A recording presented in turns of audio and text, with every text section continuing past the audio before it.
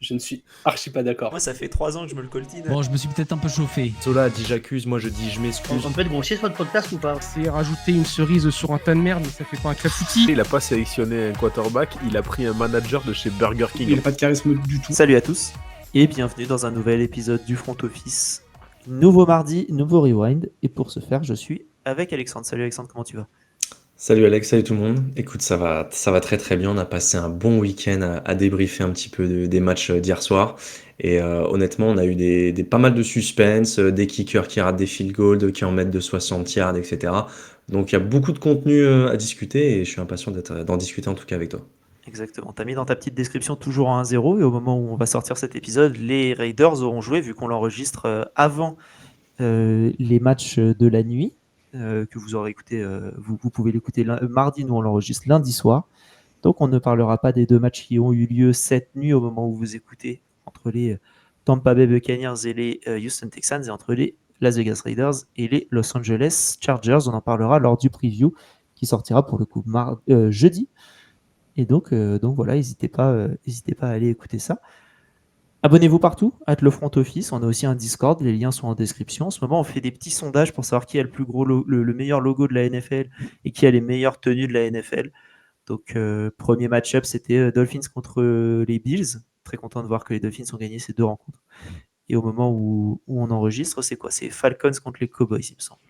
C'est ça. Donc, si vous avez envie d'aller voter pour votre équipe de cœur, n'hésitez pas à rejoindre le Discord, ça nous fera plaisir. Tous les liens sont en description. Et pour continuer la petite partie promo, on a un live ce jeudi, on a le top 11 des defensive backs. Alexandre, tu seras avec moi également.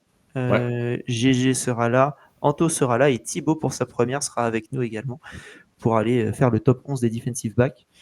Donc si ça vous intéresse, twitch.tv/le front office, 21h ce jeudi. Et pour terminer, parce qu'il y a eu beaucoup de choses qui se sont passées ce week-end, on a sorti notre premier épisode du Front Office University, notre premier épisode dédié uniquement à la NCAA pour essayer de suivre. Et comme j'ai à peu près, si vous n'avez jamais regardé de la NCAA, j'ai les mêmes connaissances que vous, j'étais dans l'épisode et j'étais là pour essayer de faire en sorte que Alexandre, PA et Anto parlent dans un langage que tout le monde peut comprendre. Puis en plus, tu as posé des questions pertinentes. Je pense que ça a dû aider pas mal de novices aussi qui ont écouté pour la première fois. C'est ce qu'on m'a dit en tout cas et c'est ce qu'on nous a dit. Donc voilà. Et n'hésitez pas, si vous avez fini, après avoir fini cet épisode, d'aller écouter celui sur LFOU. Et ça nous fera bien plaisir. Alexandre, question de la semaine aujourd'hui pour ce petit preview, pour ce petit rewind, qui nous vient de Jojo sur le Discord qui a fait une très belle performance au Qui veut gagner ses milliards jeudi dernier. Est-ce qu'on est inquiet pour les Chiefs qui viennent de connaître pour la première fois 3 défaites consécutives en incluant le Super Bowl lorsque Patrick Mahomes est titulaire? Ils sont également à 3 défaites consécutives, quoi qu'il arrive, si on prend en compte la saison régulière, sauf que Mahomes n'était pas titulaire lors du dernier match de saison régulière l'an dernier. Donc, est-ce qu'on est inquiet? Écoute, oui, parce que tu commences ta saison en 0-2. On a vanné assez souvent les Bengals qui l'ont fait plusieurs années de suite et qui sont handicapés toute la saison avec ce bilan. Malgré tout, j'aurais tendance à dire qu'il faut prendre avec des pincettes ce bilan-là, parce que tu affrontes quand même deux belles équipes. On a les Chargers qui ont un peu surpris tout le monde, mais on sait que c'est une équipe qui est capable de gros coups et qui a un style de jeu qui est vraiment compliqué à battre, hein, une fois qu'ils sont dedans, et qui est un Justin Herbert qui a un talent incroyable. Donc quand il est dedans, tu sais que tu te rends le match plus compliqué s'il arrive à faire un bon match. Et derrière, tu as les Eagles, champions du Super Bowl, en tout cas, et enfin vainqueurs du Super Bowl, et qui ont battu pour une deuxième fois d'affilée les Chiefs. Donc tu as quand même un calendrier qui est pas facile. Au prochain match, on sait que c'est les Giants. En Monday Night Football, si je dis pas de bêtises en plus. Sunday Night. Sunday Night Football. Vu leur dernière performance, on va sûrement en reparler durant l'épisode, ça va pas être non plus si facile que ça. Et derrière, tu as les Ravens. Donc en fait, il y a un monde où ton début de saison, tu commences en 1-3, et que derrière, c'est plus compliqué pour aller chercher la première place de la division, ou même une place, en tout cas pour avoir une bye week durant les playoffs. Après, on sait que les Chiefs, c'est une équipe qui est complète, même s'il y a des absences, une suspension notamment de Rashee Rice, etc., et la blessure de Worthy qui leur pose des problèmes. Tu sais que t'as beaucoup de talent dans cette équipe, et que honnêtement, ils peuvent enchaîner une streak de 4-5 victoires d'affilée, et je serais pas choqué en fait. Ouais, totalement, totalement, tu le dis bien. Là, ils vont être à 2 victoires, en dessous du numéro 1 de l'AFC Ouest, quoi qu'il arrive, puisque les Chargers sont à 1-0 au moment où on enregistre et les Raiders sont à 1-0 aussi. Donc, il y a une de ces 2 équipes qui sera en 2-0 et après les 2 autres équipes seront en 1-1. Eux, ils sont en 0-2, donc il y a déjà un petit retard, quoi qu'il arrive, de au moins une victoire sur les Broncos et une victoire minimum sur, les Chargers, sachant que à l'heure actuelle, hein, les Chargers les ont battus, donc il y a un peu plus qu'une victoire d'écart. Ça peut être compliqué et surtout, enfin moi quand je vois Chris Jones qui trash talk Jalen Hurts à la fin du match en disant ouais t'as fait que 100 yards, ouais mais mon pote t'as perdu donc enfin, concentre-toi sur ton football et va gagner tes matchs comme ça, mais je sais pas si c'est la fin, je pense que c'est le genre d'équipe où on regardera plus tard en se disant c'était bien quand même, mais que pendant que tu le vis c'est pas cool. Non, non, c'est sûr. C'est Non, mais puis en plus, derrière, je trouve que les Chiefs sont, mine de rien, enfin, ce qui me rassure un petit peu, c'est que malgré les absences de deux joueurs quand même très importants dans leur offense, t'arrives quand même à voir d'un Tyquan Thornton qui te sort une grosse, enfin, un gros catch avec une bombe de Mahomes. Enfin, OBA. il s'est visé un peu dans le deep. C'est vrai que ça faisait longtemps qu'on l'avait pas vu être aussi précis sur des jeux profonds. Et derrière, tu sais que Mahomes, maintenant, essaye d'amener un peu plus de variété dans son jeu, ou en tout cas d'être un peu plus, on va dire, une menace sur le jeu au sol. Je sais pas si c'est quelque chose qu'il faut, comment dire, valoriser ou quoi que ce soit, mais au moins tu sais que ton quarterback est capable d'échapper à la pression parce qu'il y a eu beaucoup de pression quand même qu'il a subi durant ce match et il arrive à quand même derrière gagner des first downs ou en tout cas quelques grappilles, quelques yards pour derrière permettre à son équipe de respirer un peu. J'aimerais que le jeu au sol soit un peu plus performant. Ça a toujours été un peu le problème chez Andy Reid de savoir un peu varier sur ses schémas de jeu et de mettre un petit peu plus d'emphase sur le jeu au sol. Depuis Karim Hunt la première fois, Ouais, qui est ils ont, incroyable. ouais, ils ont pas retrouvé un running back qui est excellent depuis. Ah, t'as eu Pacheco qui a fait quelques très bons flashs il y a 2 ans maintenant, mais Ouais, depuis quelques blessures, c'est plus non plus le même c'est pas joueur. consistant quoi. C'est compliqué. Mais derrière, c'est vrai que quand tu regardes leur offense, alors le score, je crois que c'est 17 points qui sont mis à la fin du match, enfin 17. Oui, c'est ça, 27, ouais. Tu dis que bon, tu mets 17 points à cette défense des Eagles qui est quand même ultra réputée malgré les pertes qu'ils ont eues à l'off-season. Bon, t'es un peu en rodage, tu sais que c'est compliqué sur ce début de saison. Mais personnellement, je tirerai pas tout de suite la sonnette d'alarme. La sonnette d'alarme, pour moi, elle viendra peut-être après le match face aux Ravens. Ou aux Giants en fonction du résultat, je Oui, pense. aussi. En tout cas, n'hésitez pas à nous dire en sondage de l'épisode sur Spotify si vous êtes inquiet, oui ou non, pour les Chiefs.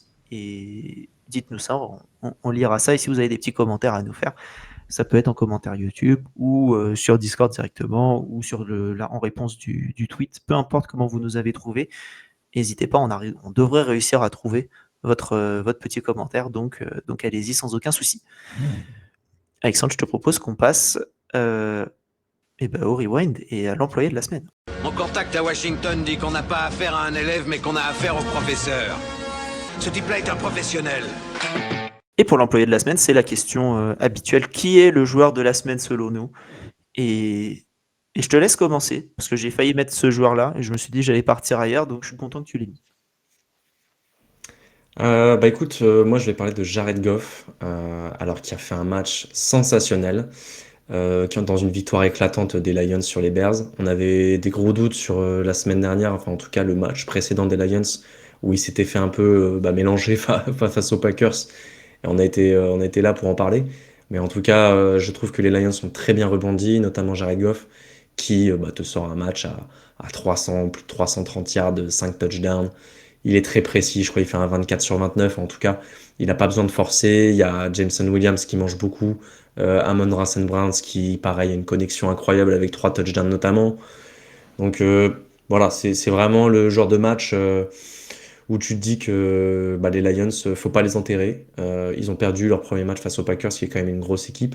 Les Bears sont certes une équipe qui a du talent, mais sont encore en rodage. Mais il faut quand même leur coller 52 points. C'est pas une défense normalement qui doit en prendre 52. Et je pense faudra en parler aussi à un moment de l'apathie des Bears, en tout cas sur ce match.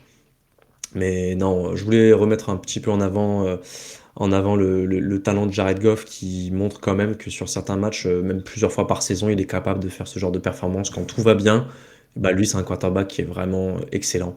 Donc, je voulais mettre un petit peu Non, je d'emphase suis d'accord avec là-dessus. toi et c'est rassurant après la cata contre les Packers la semaine dernière de voir un Jared Goff qui revient au top, qui fait un match très très clean et de voir les Lions qui en mettent 52 face aux Bears. Et les Bears, effectivement, t'en as parlé, c'est compliqué. On aura le temps d'en parler lors de l'overtime des Bears parce je crois pas qu'on en parlera avant. Mais ouais, c'est. Pour l'instant, ça te déçoit un peu, on va dire. Un Un peu. peu? Vous êtes sûr? De mon côté, moi je voulais parler d'un joueur défensif pour une fois. Parce que c'est rare que dans une red zone, on arrive à distinguer un joueur comment dire, qui se démarque vraiment, à moins qu'il te fasse 2-3 interceptions. Et encore, je trouve que des fois, tu oublies que c'est le même mec qui a fait la première, la deuxième et la troisième. Là, Roquan Smith, qui est le joueur dont je voulais parler, comment dire, linebacker. C'est ce que voilà, linebacker des Ravens. J'ai toujours un doute sur ces joueurs de ligne, de où est-ce qu'ils sont linebackers. Tu m'as fait peur. Ouais, non, mais du coup le linebacker des Ravens. Euh, L'année dernière, il avait fait, je crois que ça fait 2 saisons qu'il est à plus de 150 tacles sur la saison. Bah là, il en a fait 15. Comme ça, on commence sur les bonnes bases et on avance bien. Donc 15 tacles, un fumble recouvert, un touchdown avec un sprint vraiment Tu vois ce mec arriver, moi franchement, je vois un mec arriver devant moi du gabarit de Roquan Smith avec sa vitesse. C'est là où tu te dis que quand même linebacker, c'est un poste qui est fou.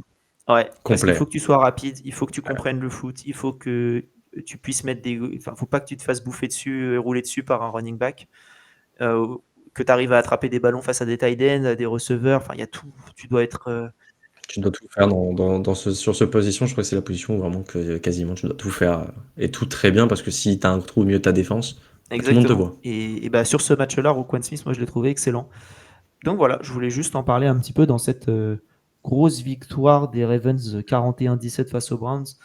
Je l'ai trouvé vraiment très bon et du coup un petit touchdown en plus, mais surtout vraiment moi c'est les 15 tacles où tu avais l'impression que tu pouvais Ouais, il rien était faire quoi. partout. Ouais. Et c'est bien que tu en parles parce que la semaine dernière, je l'ai trouvé un peu décevant dans le match face aux Bills où je l'ai trouvé, enfin j'avais vu quelques lectures ou en tout cas des moments où il aurait pu aller au plaquage et je sentais qu'il y allait pas à fond, ou pas comme d'habitude. Je me demandais s'il y avait peut-être pas un bobo ou un truc comme ça. Et visiblement, bah, il répond avec 15 plaquages et un petit touchdown pour couronner le tout. Donc je pense qu'il arrive au pic de Clairement, sa forme. très clairement, n'hésitez pas à nous dire en commentaire vous quel est votre employé de la semaine, quel est votre joueur de la semaine que vous metteriez en avant si vous aviez été avec nous aujourd'hui. Alexandre, je te propose qu'on passe tranquillement maintenant au gros dossier. Jingle. J'ai un dossier énorme, plus gros que la terre, et je suis là, j'ai mal au ventre, je me dis, oh my god, je vais devoir le balancer. Et le gros dossier, c'est un événement, que ce soit un match, une blessure, décision arbitrale, des matchs en eux-mêmes, des scénarios, un joueur, peu importe. Dis-nous ce en tout cas, qui t'a marqué cette semaine. Je vais commencer parce que le mien va peut-être un peu te lancer. Donc je vais commencer et au final, on est un peu sur le Vas-y. même sujet. Moi, c'est les matchs de 22 heures. Si vous n'avez pas vu les matchs de 22 heures, il y avait à 22 heures, nous avions les Panthers contre les Cardinals, on avait les Broncos contre les Colts, et on avait les Eagles contre les Chiefs. Alors les Eagles contre les Chiefs, on en a parlé un petit peu en début et c'est pas le match qui m'intéresse le plus. Moi, c'est déjà de 1 les Panthers contre les Cardinals, où les Cardinals menaient 27-9, il me semble. 27 27-3 même. ouais, 27-3 et n'ont absolument plus rien. Non, ils étaient à. Pardon, non, attends. Si, je crois qu'ils étaient à 27-3 et puis après, il a marqué un touchdown et puis derrière, deuxième touchdown et il y a le l'onside Ouais, kick c'est qui ça, pardon. recouvre. Parce qu'en fait, quand tu regardes sur les drives, tu vois touchdown sur le premier drive des Panthers, mais en fait, c'est un touchdown dans l'autre sens. Donc c'est pas la même chose. Donc oui, effectivement, ils étaient comme tu le dis, à 27-3. Et tu te dis, les Panthers, ça avance pas, ça arrive à rien, c'est bon, c'est fini. Et ben non, parce que ils sont remontés, ils sont remontés, ils sont remontés, ils sont arrivés au dernier drive où ils sont jusqu'à la 4e tentative enfin, comment dire, dans la red zone. Donc comment dire, ils étaient assez proches de gagner ce match au final. Ce qui est Ce qui est un peu inespéré vu comment dire, le début de match qui est vraiment catastrophique. Hein. La première mi-temps, on en parlait dans le Discord sur le channel des Panthers. Mais honnêtement, tu regardes la première action du match, ou une des premières, c'est le fumble recouvert pour un touchdown de Bryce Young. Derrière, tu as des actions qui sont. Comment dire, c'est pas que de la faute de Bryce Young, attention, mais il y a des moments où en fait tu te demandes où cette équipe va, dans quelle direction elle va. Il y a eu des investissements sur la défense et tu voyais pas les progrès, en tout cas en première mi-temps. En deuxième mi-temps, c'était déjà un peu mieux. Il y a eu quelques bons stops qui ont été faits et de la pression qui a été mise sur Kyler Murray. Et l'offense a bien marché en deuxième mi-temps. Mais vraiment, il y avait même limite, j'avais l'impression en première mi-temps, un souci même mental, que ce soit au niveau du quarterback, mais au niveau du coaching staff aussi, parce que tu savais pas où est-ce qu'ils allaient. Et au final, tu as eu quand même Bryce Young qui a commencé à se mettre en jambes, qui a commencé à avoir une meilleure protection, un meilleur jeu au sol aussi. Donc derrière, voilà, tu as pu un peu avancer et faire bouger les chaînes. Mais c'est un peu dommage d'attendre le 27-3 pour commencer C'est à vrai que jouer c'est ton un match. c'est un petit peu dommage. Et donc, du coup, ils étaient aux 33 yards à la fin. Ils auraient pu essayer. Bon, ils pouvaient pas malheureusement mettre de field goal pour la gagne parce qu'ils ont tenté des conversions à 2 points tout au long du match qui, s'ils les avaient pas tentés au final, bon, c'est plus facile à dire hein, quand on arrive au 27-22, mais s'ils avaient fait 2 kicks au lieu de faire deux conversions à 2 points ratées, surtout en ayant un play calling assez triste où c'était 25 montes dans la boîte offensive pour essayer de mettre une course qui n'a surpris absolument personne. Puis attends, les conversions à 2 points, il y en a 2, Oui, c'est c'est ça, des ouais, courses c'est ça, plein centre. exactement. C'est Et ça c'est se voit en dommage, quoi. plus. Enfin, Ça se bah, voit c'est ça. arriver. Donc voilà. Donc dommage parce qu'ils auraient pu être en 24-27, tenter le field goal. Mais bon, c'est avec des scies, hein, on coupe des bois, comme on dit. Et donc ça, c'est le premier. Et le deuxième, c'est Colts Broncos, qui est encore un peu plus fou celui-là, puisque les Broncos menaient 28-26 jusqu'à la fin du match et même jusqu'au coup de sifflet final. Ils menaient 28-26 jusqu'à temps qu'on voit un flag arriver après le kick raté du kicker des Colts, alors qu'ils essayaient de remonter à 29-28.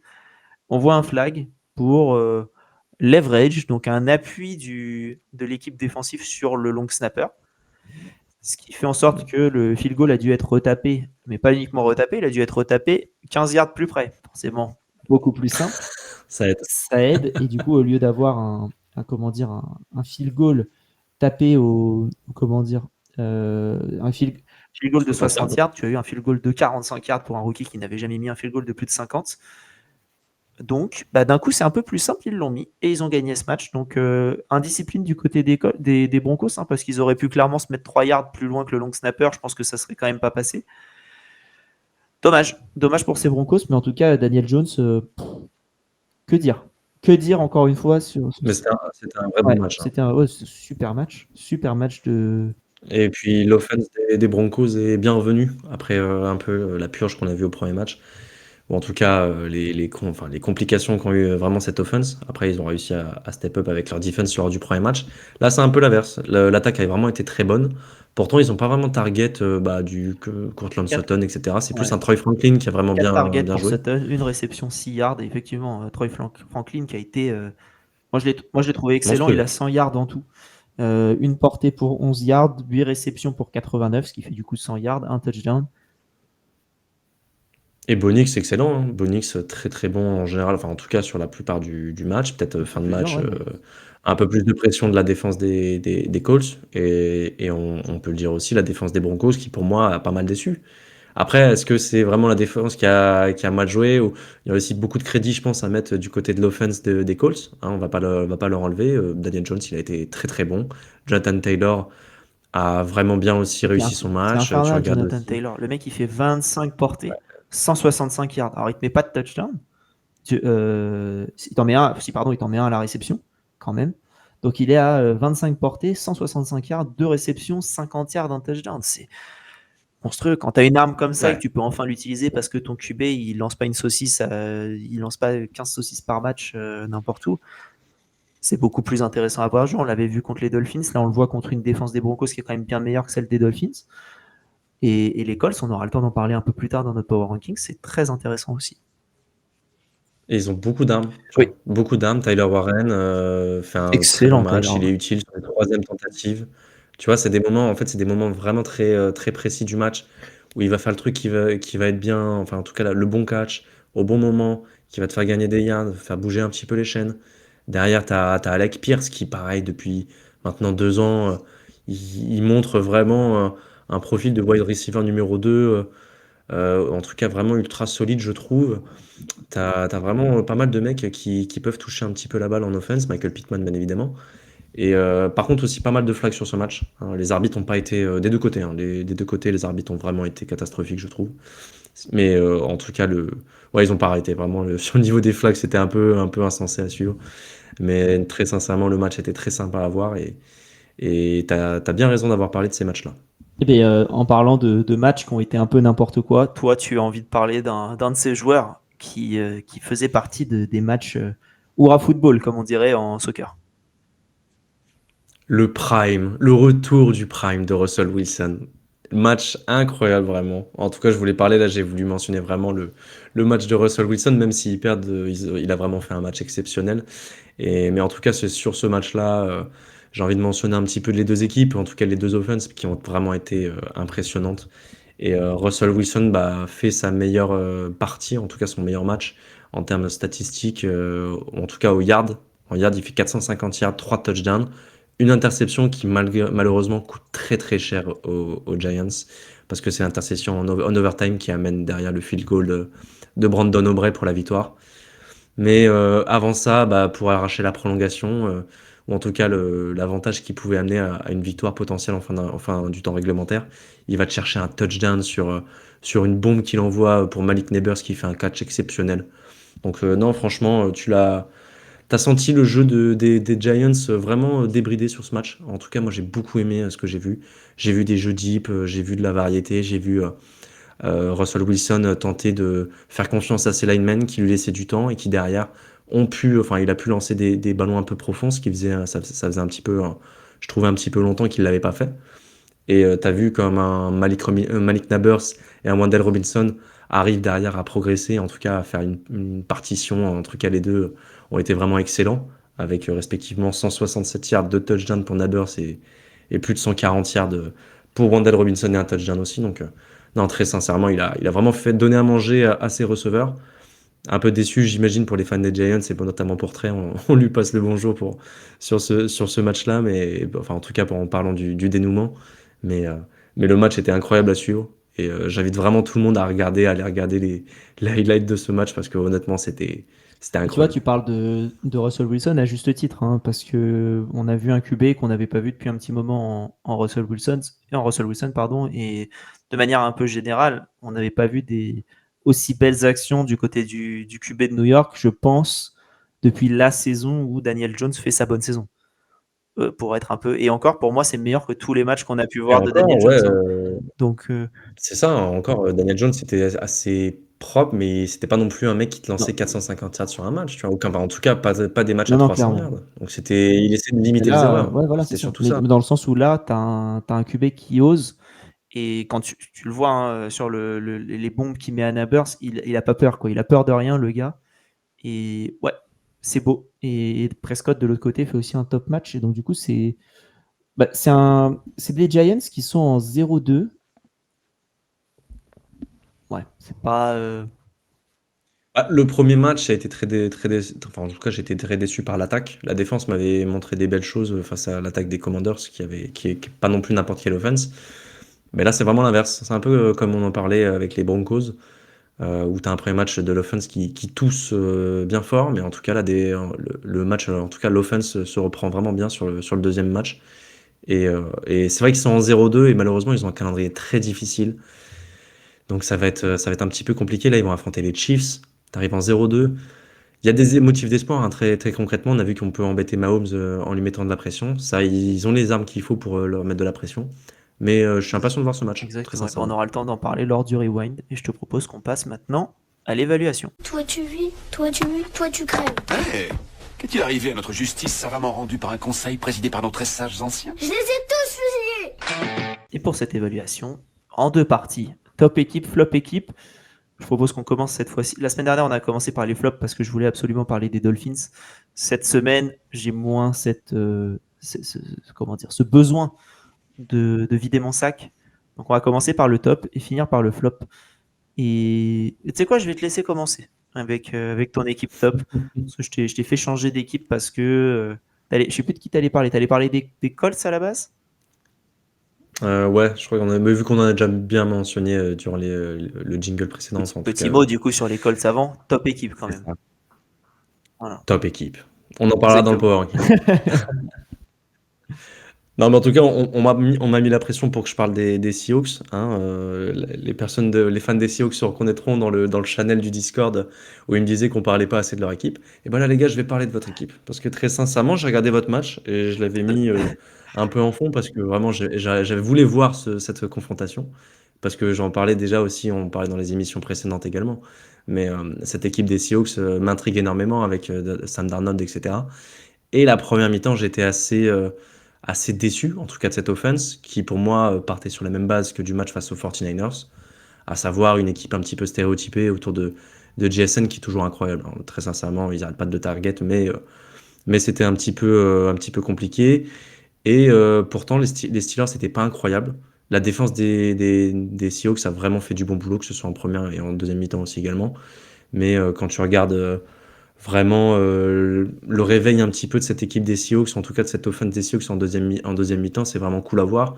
Parce que là, tu as senti que Sam Darnold commençait à faire confiance à sa O-line, à ses cibles.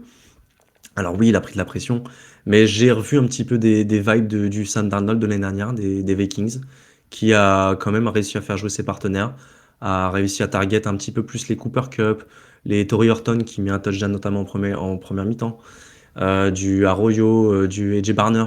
Donc il y a vraiment eu pas mal de cibles qui ont touché le ballon et ça j'ai bien aimé. Donc ça c'est des choses sur lesquelles tu peux continuer par la suite. Alors l'offense elle n'est pas parfaite, hein. Tu sais que Sam Darnold il fait encore 2 interceptions sur le match. Mais mine de rien, tu arrives quand même à faire bouger les chaînes et à faire avancer ton équipe. Mais moi surtout sur quoi j'étais content en offense, c'était le jeu au sol. À savoir Kenneth Walker qui fait vraiment un gros match. Qui a sorti vraiment pas mal de grosses actions qui te permettent d'avancer. Et je trouve que c'était un petit peu vraiment le moteur de ce troisième quart-temps où ils ont commencé à prendre le large avec derrière, enfin en tout cas surtout peut-être non, plutôt le début du quatrième quart-temps surtout où ils commencent à prendre le large. Après il y a forcément cette erreur du rookie Caleb Johnson, je sais pas si vous l'avez vu, mais ceux qui l'ont pas vu, c'est sur un retour de kick-off. Il touche le ballon en pensant qu'il ne le touche pas, mais moi, je pense qu'il le touche parce que ça a été revu à la vidéo en tout cas, mais visiblement en tout cas sur les ralentis, je trouvais qu'il le touchait. Et en tout cas, derrière, s'il touche le ballon et qu'il arrive dans la end zone, ça fait une balle qui est morte et du coup, la défense peut venir aller choper le ballon pour aller choper le touchdown, sauf que lui, il s'en était pas rendu compte. Et du coup, ça fait plus 7 pour les Seahawks à ce moment-là. Et derrière, c'est le game changer. Ce que j'ai compris de la règle, alors j'ai peut-être tort, n'hésitez pas à nous dire en commentaire. Je crois que c'est parce que la balle a atterri dans la landing zone. Oui, mais même sans qu'il la touche. En fait, s'il la touche pas, si elle est dans la landing zone, c'est une balle comme si elle avait touché un receveur. Enfin, tu penses s'il la touche pas En fait, on va aller regarder la règle, mais moi, c'est ce que j'ai cru comprendre, en tout cas, des commentaires américains de ce qu'ils disaient. Peut-être que j'ai mal compris quelque chose, mais c'est ce que j'ai cru comprendre sur c'est des nouvelles règles de kick-off. Hein, donc, ouais, c'était mis cette année, je crois. Enfin, en tout cas, la nouvelle règle. C'est sur un punt, c'est différent, où effectivement, il faut que ça touche le joueur, mais je crois que sur un kick-off, si c'est dans la landing zone, donc entre je crois c'est 20 et 0 yards, je crois que ça fait ça, mais... Ouais. Bref, pour revenir aux Seahawks, effectivement, on parlait lors du premier match très rapidement, lors du 2-minute warning la semaine dernière, que les Seahawks, Sam Darnold faisait du Sam Darnold en visant uniquement un seul receveur et c'était JSN. Alors, il a continué de bien le viser, comme tu as dit, mais Cooper Kupp, quasiment même nombre de targets, quasiment même nombre de réceptions. Ça, c'est intéressant. Et surtout, on en parlait tous les deux dans le Discord quand on regardait le match. Mais c'est pas JSN, c'est pas Kupp, oui, c'est Horton. C'est Horton qui met son TD parce qu'il est tout seul, parce que forcément, en face, tu te dis, il faut défendre sur les deux autres. Et Jalen Ramsey qui a fait un bon match sur le match 1 contre les Jets, là sur celui-là. Sur cette action-là, ça a été plusieurs. Ouais. Voilà, après, l'autre match, il a refait une interception qui a été quand même importante, mais il n'a pas été exempt de tout reproche, t'as raison. Ouais. Et même défensivement, du coup, il y a 2 interceptions, Bryant et Kendrick. Donc c'est pas mal les Seahawks sur cette semaine-là face à des Steelers, qui défensivement commencent à faire peur. Ouais, mais pas dans le bon sens. Oui, parce que t'en prends à peu près la même chose contre les Seahawks et contre les Jets. Est-ce que c'est pas censé être des offenses non plus élites à l'instant T quand on parle à ce moment-là. Exactement. Est-ce que c'est parce que, je sais pas, il y a il faut laisser la place. Ils jouent qui au prochain match, les Steelers? Parce que s'ils jouent les Raiders, c'est compliqué parce que ça va faire comment dire, le parcours de Geno Smith à qui tu laisses prendre point ou plus. Mais je sais pas du tout contre qui joue au prochain match. Mais ouais, t'as raison de parler en tout cas de défense. Parce que là, vraiment, celle qui m'a impressionné, c'est celle des Seahawks, à l'inverse des Steelers. Où on pensait justement au début du match, tu te dis, la défense des Steelers, attention, pas facile. Au final, c'est la défense des Seahawks qu'il faut vraiment pas sous-coter parce que c'est clairement une équipe, en tout cas, je pense, une escouade qui est top 10 de la ligue. Sans sourciller, il n'y a pas de problème. Exactement. Et ben, en parlant des squads défensifs qui est top 10 de la ligue, on va passer à ma top équipe. Et moi, de mon côté, je vais parler des Packers. On n'en a pas parlé parce qu'ils ont joué. Enfin, on n'en a pas parlé si. Ça fait longtemps, j'ai l'impression, parce qu'ils ont joué au Thursday Night. Donc, on n'a pas eu trop le temps on n'a pas pu en parler avant maintenant. Et en fait, comment dire, c'est une top équipe quand on réfléchit à un peu tout. C'est-à-dire qu'ils ont éteint les Commanders, ils ont éteint les Lions en semaine 1. Là, en semaine 2, on voit les Lions contre des Bears, ce que ça donne, c'est-à-dire ça met 52 points. Je pense que c'est toujours la même attaque qui peut bien fonctionner. Elle n'a pas du tout marché face aux Packers. Et là, tu te retrouves vraiment, mais moi, ces Packers-là, 27-18, je trouve que c'est un peu même flatteur pour ces Commanders qui m'ont pas impressionné du tout sur ce match-là. Défensivement, c'est infernal. Ces Packers, et encore une fois, on en parlera un peu plus tard dans notre Power Ranking, on les a encore remontés. Il y a quelque chose, et moi, ce qui m'inquiète le plus, entre guillemets, c'est qu'en attaque, ils sont perfectibles. Ouais. Ils peuvent s'améliorer encore, et je trouve que voilà, l'attaque, elle est un peu en dessous de ce qu'on a pu voir sur les saisons précédentes. Donc, si tu reviens juste à ton niveau, ou que tu montes un peu plus parce que tu vois que ta défense, elle fait tout le taf, tu vas devenir tellement dangereux. Et pour moi, aujourd'hui, on en parlait dans le Discord, il y avait la question quelle peut être l'équipe qui peut aller titiller les Eagles en NFC. Pour moi, c'est cette équipe-là. Pour moi, c'est les Packers. Et hâte de voir, en tout cas, sur le reste de la saison, ce que ça donne. Parce que tu as commencé avec 2 matchs à domicile. Là, tu vas enchaîner les matchs à l'extérieur. Et ton seul match à domicile, c'est contre les Bengals. Un peu plus simple maintenant qu'il n'y aura pas de Joe Burrow. Mais voilà, c'est 2 belles démonstrations pour démarrer la saison. Ouais, totalement d'accord. Puis vraiment, là, Micah Parsons commence on ressent de plus en plus son impact. Et tu sens que en fait, les offenses adverses commencent à ressentir le danger. En fait, ça laisse de la place à des Monte Wyatt, à des Lucas Van Ness, Rashan Gary, qui vont commencer à manger. Déjà, cette défense, il y avait pas mal de talent, en tout cas, sans Micah Parsons. Et là, si tu rajoutes en plus une star comme lui, là, ça commence à être très compliqué pour les équipes adverses de devoir faire avec. Clairement. Et Jaren Cooper aussi. Incroyable, Jalen Cooper. Vraiment, lui, je pense qu'il est à un niveau, Stanley, il peut choper quelque chose en termes de récompense. Parce que derrière Fred Warner et Roquan Smith, je pense que lui peut vraiment titiller à la porte très rapidement. Ouais, et j'avais parlé aussi de Quay Walker aussi rapidement, qui a été très très bon aussi. Mais ouais, les Packers, très très très impressionnants. Et à surveiller encore, de toute manière, c'est facile de les surveiller, hein. Ils sont forts, ils sont là pour gagner, donc ça risque d'être facile, on va dire, de les suivre. La semaine prochaine, ils joueront contre les Browns. Un match qui peut peut-être les descendre s'ils font un match compliqué, mais j'ai du mal à le voir.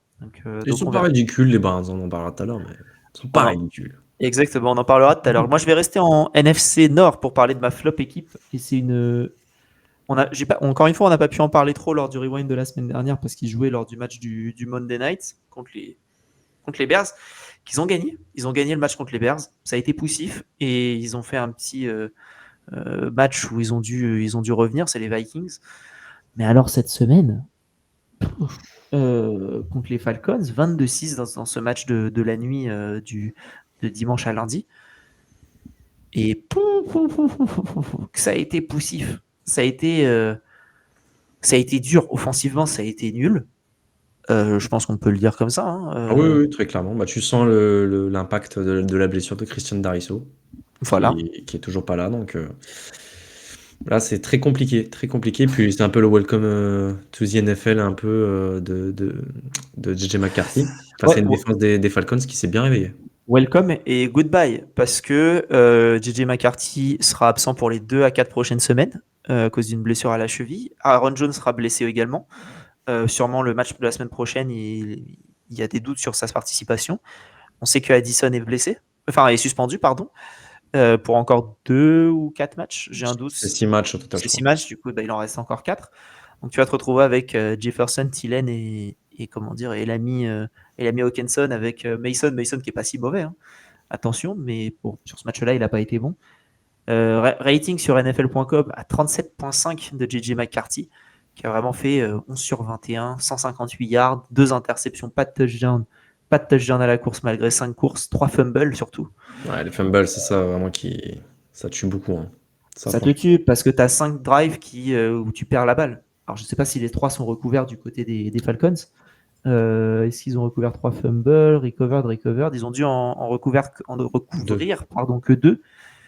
Mais du coup, tu as quand même 4 drives où tu perds la balle.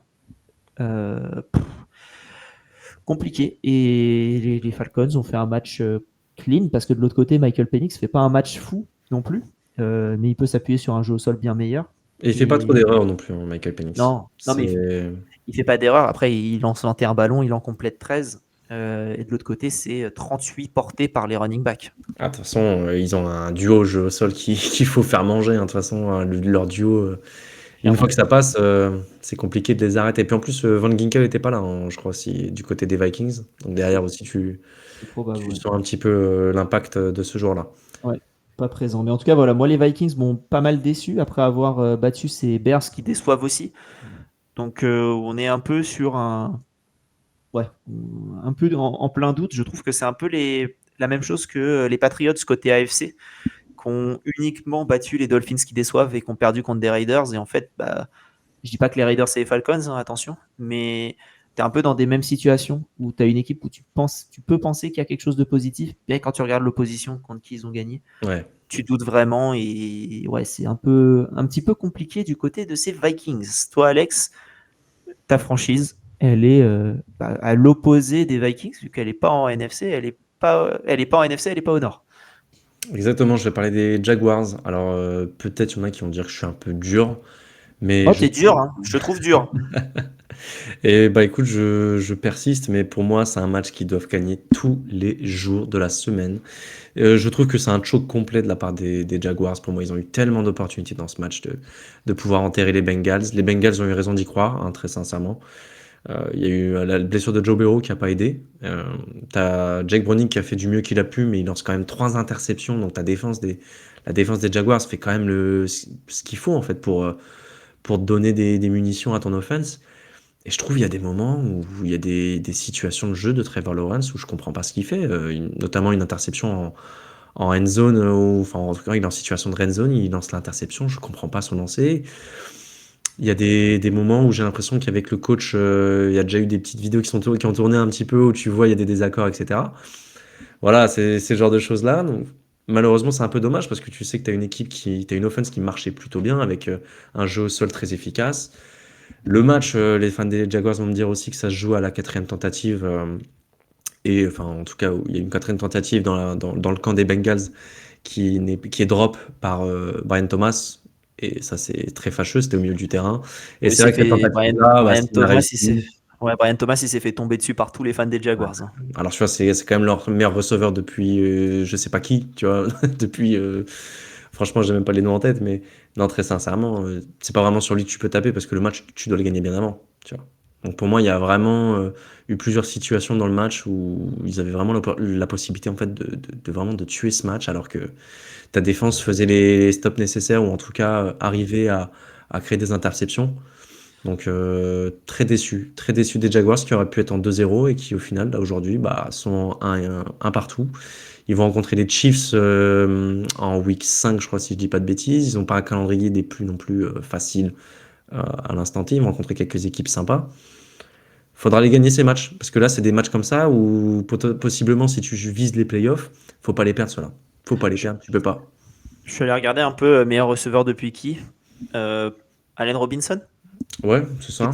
Qui était là depuis, qui a fait 3 ans. DJ Shark, peut-être. Je me disais, tu vois. Ah ouais. Non, mais oui. Lui, Christian Kirk. Enfin. Ouais, Christian Kirk aussi, c'est vrai. On oublie un peu. Evan Engram à un moment. Mais bon. La vis cachée, Zay Jones. Brian Thomas, c'est quand même un cran au-dessus de tous ces joueurs-là, quand même. Et je pense qu'il ne faut pas taper sur lui, parce que pour moi, il y a d'autres joueurs qui auraient pu faire un meilleur match. Exactement. Bah voilà, en tout cas pour nos top et flop équipes. Et je te propose qu'on aille parler de ce dont on n'a pas parlé. Et c'est l'heure du 2-minute warning.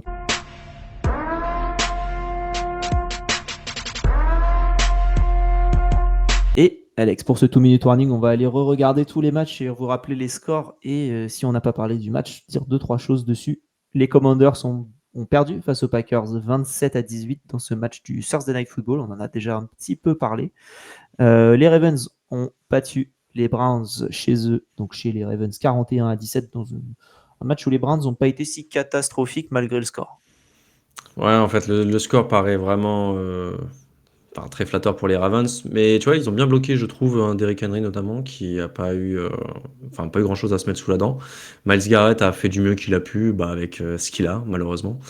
Mais cette offense, quand même, des bâtiments Ravens, à un moment, faut en parler. Lamar Jackson est sur une autre planète, très clairement. Il est monstrueux depuis même fin de saison, la saison dernière, enfin. Franchement, c'est impressionnant de le voir jouer à chaque match. Que lui comme Josh Allen, c'est pour moi les 2 meilleurs joueurs de la ligue à l'instant T. Il n'y a pas vraiment de débat. Et quand tu as Lamar Jackson à ce niveau-là, c'est très compliqué d'aller gagner. Totalement, avec une petite renaissance du côté de DeAndre Hopkins également, du côté de ces Ravens, et ça fait du bien de le voir. Ouais. Les Jaguars ont perdu face aux Bengals 31-27, et la vraie information de ce match-là, c'est les Bengals sont en 2-0 après 2 semaines, déjà c'est rare, mais surtout Joe Burrow, potentiellement fin de saison, 3 mois minimum suite à un turf toe. Si vous avez envie de savoir, vous allez sur le canal, vous allez sur Discord, on vous explique exactement ce que c'est avec des superbes images. C'est chez GPT. Wow, merci Wikipédia, quelle question. Pour avoir ces informations. 3 mois d'absence, qui fait qu'il reviendrait aux alentours de décembre, donc ouais. week 14, week 15. Si les Bengals ne sont pas en course pour les playoffs, je pense qu'il ne rejouera pas de la saison. Saison qui s'annonce compliquée du côté des Bengals. Ouais, terrible pour mon pronostic MVP, parce que moi c'était mon MVP à moi. Et en plus, on n'a pas parlé d'avoir des backups dans les trophées si jamais il y avait une blessure, donc je l'ai un peu dans l'os. Exactement. Mais en tout cas, non, très compliqué. Après, on sait que Jake Browning a dû prendre le relais il y a 2 ans aussi, si je me souviens bien, il avait fait quelques bons matchs. Donc je pense que les Bengals sont capables encore de gagner des matchs et de faire un peu distribuer le ballon, mais tu sais que c'est un gars qui va lancer des interceptions, donc c'est pas Joe Burrow, mais il est capable de te lancer 250 tirs dans un match et de faire un match de backup, mais un backup plus on va dire entre guillemets. Mais je pense que ça va être très compliqué. Ça va être très très compliqué. Et Ja'Marr Chase malheureusement va se sentir un peu tout seul. Un peu isolé. Les Giants ont perdu face aux Cowboys 37-40. On en a parlé. Les Bears ont perdu face aux Lions 52-21. On en a aussi un petit peu parlé. Les Dolphins et les Patriots dans ce front officico. Les Patriots ont gagné 33-27. Voilà, les Dolphins cata, les Patriots pas mieux, mais si un petit peu mieux en fait, puisqu'ils ont gagné. Donc voilà, les 2 équipes assez décevantes sur ce début de saison. Les Niners ont battu les Saints 26-21 dans un match où je trouve les 2 équipes ont déçu, ce qui est assez fort quand tu as une équipe qui gagne. Mais les Niners sont emmenés par un Mac Jones et face à des Saints qui ont eu du mal à attaquer, mais qui ont un peu mieux réussi à défendre. Ouais. Après, statistiquement, il a été plutôt propre, mais dans les faits, quand tu regardes un petit peu, c'est quand même, ça a été quand même un petit peu compliqué. Il y a eu quelques belles actions, notamment un joli touchdown sur Jawan Jennings, mais hormis ça, c'était un petit peu compliqué. Et comment il s'appelle le quarterback des Saints, là, j'ai plus son nom, Spencer Rattler. Rattler, pardon, qui a fait un match un peu meilleur que la semaine dernière. Ils ont quand même pu y croire dans le 4e quart-temps à un moment donné. Bon, maintenant, ça s'est pas fait, mais les Saints ne sont pas aussi dégueulasses que je l'imaginais. Non, ils passent de C+ à un match B-. C'est ça. Mais voilà. C'est de la progression. Les Bills. Ils font jouer les jeunes, quoi. Ils font jouer les jeunes. Exactement. Les Bills ont été s'imposer sur le terrain des Jets 30-10, ce qui prouve bien ce qu'on disait un peu tout à l'heure sur la défense des Steelers, puisque ça a été beaucoup plus dur du côté des Jets cette semaine. 30-10. Qu'est-ce que t'as pensé? T'as pensé quelque chose de ce match? Tu l'as pas trop vu? On n'a pas trop vu dans la red zone, hein. On l'a pas trop vu dans la red zone et puis très sincèrement, je l'ai pas vraiment, vraiment revu derrière. Pour moi, bon, c'est le genre de match où bah, les Bills ont vraiment enterré les espoirs de l'adversaire assez rapidement. On a vu tout de suite assez rapidement, je crois, du 21-0 dès le premier ou fin Ouais. du début deuxième quart-temps. Donc bon, il y avait plus de match à ce moment-là. Et puis Justin Fields est sorti sur blessure aussi, donc sur commotion, je crois. Ouais, commotion, ouais. Commotion, donc pareil à surveiller pour les prochains matchs, mais bon. C'est ce on espérait que c'était un match, en tout cas contre les Steelers, qu'il pouvait y avoir des espoirs sur l'offense des Jets et que nenni. Exactement. Les Seahawks, on en a parlé, ont battu les Steelers 31-17. Les Rams ont battu les Titans 33-19. Les Titans qui ont montré des meilleures choses que la première semaine, notamment offensivement, mais défensivement, ça a été plus compliqué. Comme quoi, il y a peut-être un match où les deux vont aller dans le bon sens en même temps. Ils ont tenu quand même une bonne partie du match. Ouais. Et c'est surtout fin de match où ils peuvent plus arriver à tenir les assauts des Rams. Et bah après, bah, tu as des joueurs comme Puka Nacua et Davante Adams et Matthew Stafford que t'as pas chez l'équipe des Titans malheureusement. Donc même si Cam Ward a montré des belles choses, hein, très sincèrement, il y a eu des jolis drives qui ont été menés par lui, mais je trouve que cette équipe est quand même encore trop faible à l'instant T. Et malheureusement, ils sont capables de faire des bons matchs comme ça a été le cas la semaine dernière. Poser des problèmes aux Broncos et aux Rams, bah, c'est pas donné à tout le monde. Et au final, ils se sortent de ces 2 weeks avec des motifs d'espoir pour la suite. Exactement, exactement. Et puis le développement de Cam Ward, tranquillement, ça avance. Et je pense que ça peut donner espoir à des receveurs, donner envie à des receveurs d'aller signer à Tennessee. Et Ouais. c'est quelque chose qu'il n'y a pas eu depuis un petit moment, donc tant mieux. Voilà, Panthers, dernière fois que c'est arrivé, ils l'ont trade. Hein, tu vois. Donc, ils l'ont drafté et ils l'ont tradé, ouais, effectivement. Donc on parle des J. Les Panthers ont perdu, on en a parlé, face aux Cardinals 22-27. Les Broncos, de la même manière, ont perdu face aux Colts 28-29. Les Eagles ont battu les Chiefs 20-17 et les Falcons ont battu les Vikings 22-6. Côté prono. petite mention juste sur les Falcons, avant que, enfin, je te coupe un petit peu, mais sur les Mais Falcons, un peu beaucoup. juste vraiment la défense des Falcons, je trouve, on n'en a pas beaucoup parlé, mais impressionnante cette défense. Parce que visiblement, on en avait pas mal parlé durant l'intersaison. Ils avaient beaucoup investi à la draft. T'as les 2 rookies dans le backfield, Xavier Watts, mon petit chouchou, et Bowman qui font une interception, et Pierce, le edge rusher, et Jalen Walker font un sac tous les deux. Donc tu te dis que ta classe de rookie de cette année a été très performante. Tous sont titulaires dans cette défense, et très sincèrement, quand tu commences à voir ce qu'ils sont capables de mettre en place, elle me fait peur cette défense. Si ça clique, je pense que ce sera pas le cas toutes les semaines parce qu'elle est jeune, mais elle commence à faire peur, donc à surveiller sur les Falcons. Exactement. Donc voilà pour un peu ce petit pêle-mêle de tous les matchs. Et n'hésitez pas à les re-regarder sur la chaîne YouTube de la NFL. Il y a tous les petits résumés en 15 minutes si ça vous intéresse. Vous pourrez aller voir un peu plus en détail les matchs. Côté prono, ça n'a pas été une semaine simple pour toi, Alex. Tu es dernier de notre classement avec 9 victoires, 9 matchs bien pronostiqués et 18 matchs en tout depuis le début de la saison. C'est Guilty qui est premier, 24, 2 semaines à 12 pour lui. Donc bravo à lui. Pour le moment, il reste encore 2 matchs au moment où on enregistre. Je suis deuxième avec 23. Doug 22, Anto Trey 21 chacun, GG Thibaut PA 19 et toi 18. On va remonter. Non mais franchement j'étais cata. Et en plus le pire c'est que j'ai une autre ligue où je fais pareil avec des copains, on fait les pronos. Et j'ai pas mis tous les mêmes matchs. Par contre là-bas j'ai fait 14. D'accord. Donc tu vois. Faut t'écouter à un moment. Faut mettre la même chose partout. Ouais, c'est ça. C'est ce que je me suis dit. Yes. Eh bien écoute, on te souhaite une remontée pour que GG soit à sa place qui lui va le mieux. Parce que là il a fait 11 points quand même sur cette semaine. Comme quoi ça fonctionne de dire il a le nez le GG et c'est très fort. Je te propose qu'on passe maintenant à l'overtime jingle. Oui, mais dépêchons-nous, je n'ai que quelques heures. Et pour cet overtime, le power ranking vient de s'afficher à l'écran. Vous l'avez sous les yeux. Alors effectivement, c'est un power ranking où 4 équipes n'ont pas pu bouger un peu comme on le souhaitait, qui n'ont pas qui n'ont pas bougé même, hein, il me semble. Attends, est-ce que... Non, on les a pas fait bouger. On les a pas tous fait bouger, effectivement. Les Raiders sont toujours en 23, les Texans toujours en 14, les Chargers et les Bucks en 7 et 6 respectivement. Est-ce que tu as envie de parler de quelque chose sur ce power ranking qui a un peu bougé, mais qui commence à se stabiliser?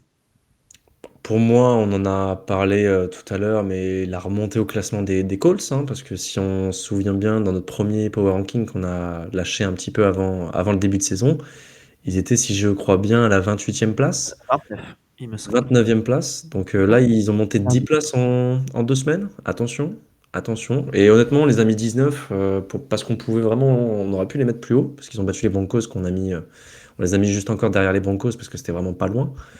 Mais en tout cas, je pense que les Colts sont vraiment dans une bonne dynamique. Ils peuvent continuer à monter. Je suis assez d'accord avec toi. Et de l'autre côté, dans le sens inverse, on a les Bears qui continuent de descendre pas mal. Là, ils sont 24e. Ils avaient commencé, je crois, 19e de notre Power Ranking au tout début.